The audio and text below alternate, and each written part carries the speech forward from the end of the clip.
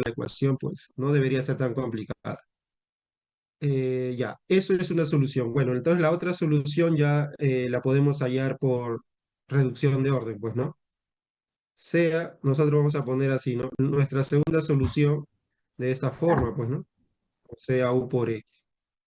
Entonces estoy haciendo esto porque quiero aplicar reducción de orden, ¿no? Porque sé que si yo tengo una solución, la otra solución la encuentro por ese método, ¿no? Entonces vamos a hallar la otra solución, para eso hay que encontrar esta U, quién sería, y para eso hay que reemplazar en la ecuación, ¿no? Pero para eso tenemos que hallar las derivadas de esta nueva función, ¿no? Su primera derivada sería, por ejemplo, x por derivada de u más 1. Su segunda derivada sería, pues, derivada de este producto, ¿no? Sería así, derivada de u más x por segunda derivada de u más derivada de u, ¿no?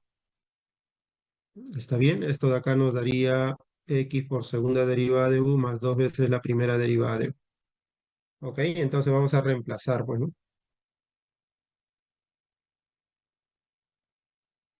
Reemplazando, ¿qué tendríamos? A ver, p por la segunda derivada, que vendría a ser x por esta cosa de aquí, ¿no? Menos x por la primera derivada, que es x primera derivada de u, más y, que vendría a ser u por x igual a 0.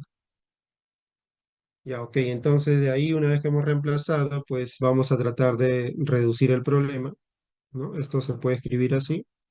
Voy a agrupar todo donde aparezca la primera derivada, que en este caso sería el 2 veces p de aquí, y de acá sería menos x cuadrado, ¿no?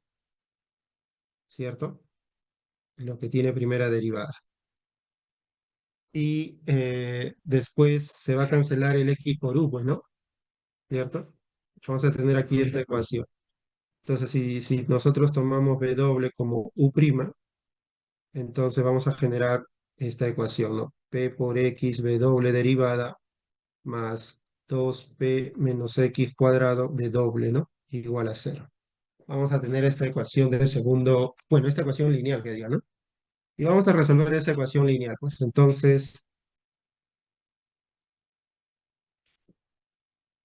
bueno, entonces aquí vamos a hallar el factor integrante, ¿no? Cuando uno quiere resolver este problema, sabe que tiene que hallar el factor integrante, porque es una ecuación lineal, ¿no? Factor integrante sería esto, ¿no? E a la integral de, bueno, para darle, encontrar ese factor integrante, uno tendría que escribir en realidad el problema así, ¿no? 2p menos x cuadrado dividido todo eso entre p por x, ¿no? Tendría que escribirlo de esta forma, ¿no? La ecuación, para que el factor integrante se halle integrando esta cosa de acá,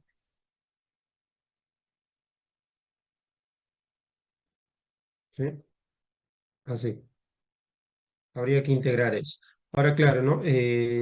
Bueno, no estamos indicando nada todavía, vamos a poner aquí, ¿no? Esto sería e a la 2 integral, vamos a ponerlo así, a ver, vamos a agrupar adecuadamente, ¿no? Esto de acá sería así, ¿no? Lo que está en la potencia, esta integral, se puede escribir así, pues, ¿no? Integral de 2 sobre x, ¿no? Menos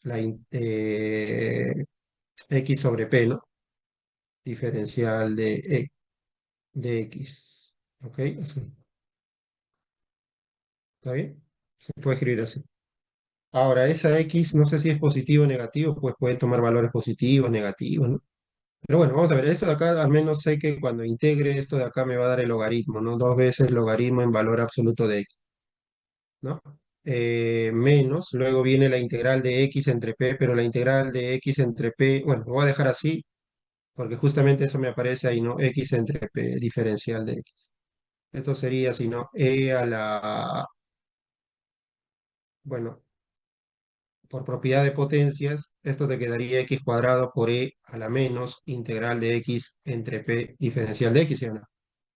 ¿Está claro eso? De aquí, de propiedad de Pero, potencia. profe, eso tienes como dato, ¿no? Claro, y ese es el dato, pues, ¿no? Para no hallar esta, bueno, ese es un dato, lo colocamos nomás, ¿no? Pues sería x al cuadrado por x al cuadrado coseno de x, todo esto elevado a la menos uno, ¿no? Porque acá hay un menos, ¿ok? Y entonces de ahí tendríamos que nuestro factor integrante sería simplemente, se va a ir el x, va a quedar uno entre coseno, ¿no? ¿Cierto? Se X cuadrado se cambia. cancela, pues. Entonces, de ahí tenemos entonces así, ¿no? En la ecuación es esta, pues, ¿no? Vamos a darle un nombre para que no nos confundamos, asterisco de repente. Entonces, cuando en asterisco tú le multiplicas el factor integrante, pues sabes que lo que va a quedar a la derecha va a ser esto, y a la izquierda quedaría cero, pues, ¿no? ¿Cierto? Porque a la derecha quedaría cero y a la izquierda quedaría este producto. Esto implica entonces que U por W tiene que ser una constante, ¿no? Para que su derivada me salga cero. Entonces W vendría a ser la constante por el coseno de X, ¿sí o no? ¿Sí? Ya que este U es uno sobre coseno. ¿Está claro? Vamos a cambiarle de letra para no equivocarnos con este doble coseno. Con el coseno, con una C tiene. Podemos equivocarnos. Vamos a llamarlo así, ¿no? Y ya está, pues, ¿no? Y como W era, ¿quién era W? U por W era la derivada de U, pues, ¿no? Acá lo habíamos hecho. La derivada de U es K por coseno de X. Entonces esto implica que el U es la integral, un múltiplo del seno de X más otra constante, que acá sí lo voy a usar la letra C. Y entonces ya tenemos nosotros quién sería el Y2, bueno, porque el Y2 es U por X. Entonces este Y2 sería U por X, ¿no? O sea, quiere decir que es X por K seno de X más la constante que está acá. Bueno, como esa C y K pueden ser cualquier valor excepto que K sea cero, pues, ¿no? Porque si K es cero no voy a llegar a nada interesante. Entonces de aquí voy a poner, tomando K igual a uno, bueno, y C cero, se tiene que esta solución sería X por seno de X, ¿no? La otra solución. No sé si hasta ahí alguien tiene alguna pregunta, alguna Profe, duda. entonces el conjunto fundamental sería X y X seno de X, ¿no? Así es, ¿no? Entonces de ahí acabó la pregunta, el problema, Profe, ¿no? Por lo gracias, tanto, profe. recuerden que el conjunto fundamental no es único, ¿no? Eso, o sea, me refiero a que, o sea, no hay a pesar de que el conjunto fundamental es único, ¿no? De repente otra persona, otro alumno puede encontrar otro conjunto fundamental, o sea, otro par de funciones que sean linealmente independientes y que satisfagan la ecuación, ¿no? Entonces este sería otro conjunto fundamental. El conjunto fundamental en general no es único. Es como en los espacios vectoriales, ¿no? Cuando usted está en R2, ustedes le llaman base, por ejemplo, al conjunto de vectores que está aquí, ¿no? Los canónicos. Pero esa no es la única base, ¿no? Hay una infinidad de bases, ¿no? Por ejemplo, esta es otra base. Hay infinitas bases, ¿no? En R2, el espacio vectorial. Igualito aquí ocurre, ¿no? Cuando uno quiere encontrar el conjunto fundamental para una ecuación homogénea, pues sabe bien en realidad que el conjunto fundamental o los conjuntos fundamentales, hay una infinidad de conjuntos fundamentales que puede tener, ¿no? Claro que sí, todos ellos en común tienen algo, ¿no? Que viene a ser la cantidad, pues, ¿no? De elementos que va a tener. Siempre va a ser dos en este problema, ¿no? Como la ecuación de segundo orden, tu conjunto fundamental siempre te tiene que salir con dos funciones. No te puede salir con uno, con tres, etcétera, ¿no? Solo con dos. ¿Ok? Entonces, esto de acá es la respuesta al conjunto fundamental, jóvenes, lo que aparece ahí. No sé si hay alguna duda antes de Profe, para continuar tomarle ahora una sí. foto más arriba puede poner. Ahí está. Abajo, abajo. Todo, Ah, que salga todo. Ahí, ahí, ahí. está difícil que salga todo, pero a menos que la chique Ya, gracias, ahí, profe. ya. Y ahora lo voy a agrandar. Y vamos a entrar ahora al otro tema, ¿ya? Vamos a entrar a este tema, bueno, está relacionado con las ecuaciones homogéneas. Es el tema de sistema masa-resorte, ¿ya? A ver, ¿qué sigue de sistema masa-resorte? Mañana, uy, el tiempo parece que nos va a faltar, ¿no? A ver, para el examen, pues, ¿no? Porque para el examen tenemos que llegar hasta series, pero bueno, vamos a ver hasta dónde Profe, ¿el podemos. examen cuándo es? Lección de PC. El jueves, ¿Este jueves? este jueves, claro, todos los jueves ya. Al otro jueves tu parcial, ¿está bien? Así es, jóvenes. Entonces vamos a estudiar esto brevemente, ya vamos a resumir esto. Bueno, vamos a estudiar un modelo donde aparecen las ecuaciones de segundo orden y homogéneas, que son el sistema masa-resorte, ¿no? En el cual nosotros aquí tenemos un resorte y a este resorte le vamos a conectar una masa. Entonces, cuando uno conecta este resorte, esta masa, el resorte se estira, pues, ¿no? Hasta que deja de moverse este bloque. Ese momento en que deja de moverse, esa posición le vamos a llamar posición de equilibrio, ¿ya? Y entonces uno sabe que este bloque cuando uno lo estira o lo empuja, digamos, ¿no? Lo jalas hacia abajo o lo empujas hacia arriba y luego suelta, ¿no? Lo jalas y lo sueltas. Entonces este bloque va a empezar a hacia arriba y hacia abajo, ¿no? Por efecto de su peso y del resorte. Entonces nosotros vamos a describir con una X el desplazamiento que tiene esta masa con respecto a esta línea horizontal que está acá, que es llamada la línea posición de equilibrio, ¿no? Esta línea de acá es llamada posición de equilibrio, es la posición, es el lugar justamente donde esta masa se mantiene en equilibrio, pues, ¿no? Sin moverse. Y entonces el desplazamiento que sufre esta masa cuando está moviendo hacia arriba o hacia abajo, eh, lo vamos a indicar con X. Pero vamos a asumir que X es positivo cuando la masa se encuentra debajo de esta posición de equilibrio y negativo cuando se encuentra encima, ¿no?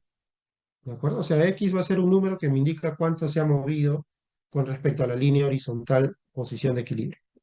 Ahora, el signo me indica simplemente que está la masa debajo o encima de esa línea de o posición de equilibrio. ¿Está claro? Entonces, lo que nosotros queremos es describir esto, ¿no? Describir esa X. ¿Cómo es esa X, ¿no? Que va a describir el movimiento de ese bloque, ¿no? Esa X nos va a indicar en cada instante de tiempo cuál es la posición que tiene esta masa. ¿Ok? Entonces, vamos a estudiar esos movimientos, ¿no? Cuando empieza a moverse ese bloque. Entonces, va a haber varios casos. Los primeros casos que vamos a estudiar aquí van a ser los casos libres. Este libre quiere decir que no hay fuerza externa. Vamos a poner acá sin fuerza externa, ¿no? Sin fuerza externa. ¿Está bien? O sea, no hay fuerza externa en el movimiento, ¿no? Es decir, en este sistema que está aquí, no hay una fuerza externa, ¿no? Por ejemplo, una fuerza que esté jalando o lo esté empujando, ¿no? Más que la que es ejercida por el peso, ¿no? Y por el resorte, pero otra no hay. No estamos considerando que haya una fuerza externa. A eso se refiere un movimiento libre, cuando no hay fuerza externa. Y dentro del movimiento libre, que es el que no tiene fuerza externa, hay dos casos, pues el no amortiguado y el amortiguado. ¿Está bien? Entonces vamos a estudiar primero el no amortiguado, ¿no? Entonces recuerde que nosotros tenemos acá un movimiento libre. En este libre va a haber dos casos, ¿no? Amortiguado y no amortiguado. Y el otro es el amortiguado. Esto es lo primero que vamos a estudiar, ¿no? Para el movimiento libre, o sea, aquel movimiento donde no hay fuerza externa. Entonces, el primer caso es estudiar el movimiento libre sin fuerza externa, o sea, pero no amortiguado, ¿no? Es decir, recuerden ustedes que cuando tengo este movimiento, este sistema, a veces esta masa se conecta por el otro extremo a un dispositivo, pues, ¿no? Que hace el efecto de un amortiguador. ¿Está bien? Entonces, el movimiento obviamente va a estar influenciado por este dispositivo que se agrega. Entonces, si tenemos así un dispositivo amortiguador o algo que haga el efecto de amortiguador, vamos a llamarle pues al movimiento, en este caso, movimiento amortiguado, pues, ¿no? Y si no lo tiene, no amortiguado. ¿Sí? Entonces empezamos a estudiar el caso no amortiguado. El caso no amortiguado es el caso que podemos visualizar aquí, pues, ¿no? Ustedes no ven más que el bloque, el resorte, ¿no? Entonces ese es el movimiento libre no amortiguado. En ese caso, jóvenes, bueno, vamos a escribir aquí, ¿no? En general, la ecuación cuando el movimiento es libre, sea amortiguado o no sea amortiguado, para un movimiento libre, la ecuación diferencial que satisface la X que representa o que nos indica el movimiento de esa masa, entonces esa X va a satisfacer esta ecuación de aquí.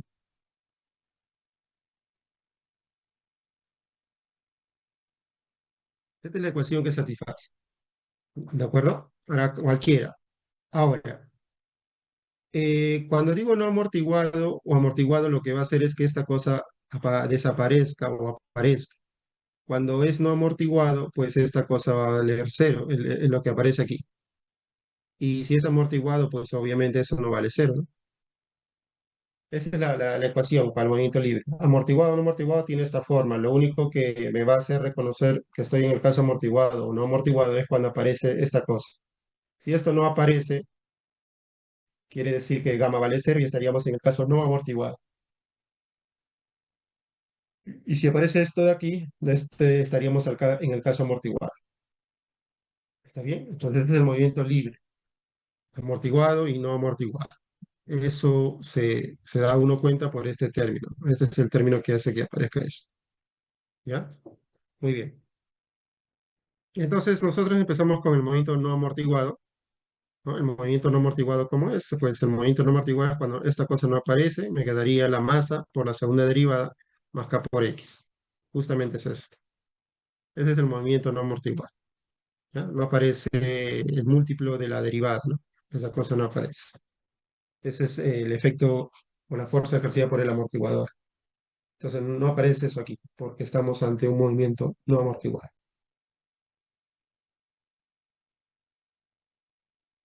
Ya, muy bien, entonces, ¿qué sucede ahí? Bueno, la ecuación que te genera aquí en ese caso es una ecuación de segundo orden.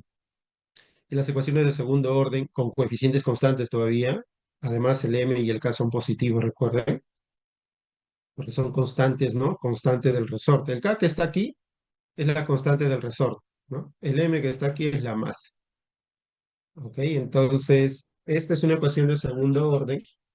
Nosotros podemos resolverlo, ¿no? Porque no es nada complicado resolver esa ecuación de segundo orden. Para resolver esto hay que hallar la ecuación auxiliar. La ecuación auxiliar es de la forma mr cuadrado más k, ¿no? Igual a cero. Ya. Entonces, si tú resuelves esa ecuación cuadrática, pues vas a hallar sus raíces y al hallar sus raíces vas a tener la solución general de esa ecuación de segundo orden, ¿no? Eso no es nada difícil, ¿sí?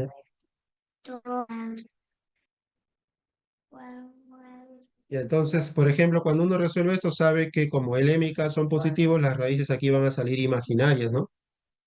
Las raíces van a salir imaginarias, van a salir obviamente conjugadas, van a salir aquí el número imaginario k entre m, ¿no? Así van a salir. Y tú sabes que cuando sale imaginaria, eso va a generar que tu conjunto fundamental esté constituido por el coseno y el seno, ¿no? El conjunto fundamental en este caso va a estar constituido por el coseno y el seno, nada. ¿Sí? Pero nosotros a esta cosa de acá le damos un nombre, ¿no? O lo denotamos de otra forma.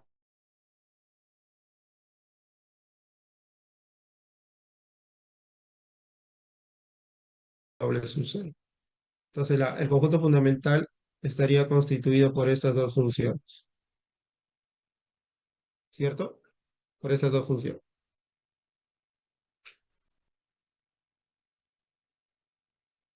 Y claro, la solución es combinación de ellas dos.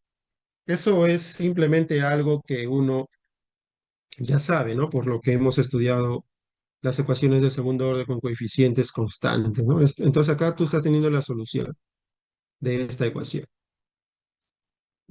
Ahora, lo que podemos notar aquí es que esta ecuación